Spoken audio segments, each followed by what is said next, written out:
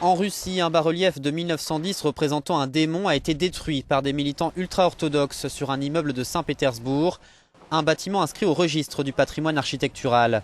En cause, sa proximité avec une église en cours de construction. Dimanche, quelques centaines de manifestants se sont réunis pour protester contre cet acte de vandalisme. L'acte a été revendiqué par un groupe baptisé Cosaques de Saint-Pétersbourg, mais les deux associations officielles de cette communauté s'en sont aussitôt désolidarisées.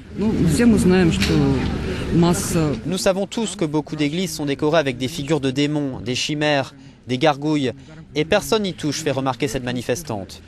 Donc si ceux qui ont enlevé le bas-relief étaient guidés par ce principe, et ça ne peut même pas être restauré maintenant parce qu'il n'existe pas de copie, eh bien c'est une véritable honte, du vandalisme, et ils méritent d'être punis, conformément à la loi.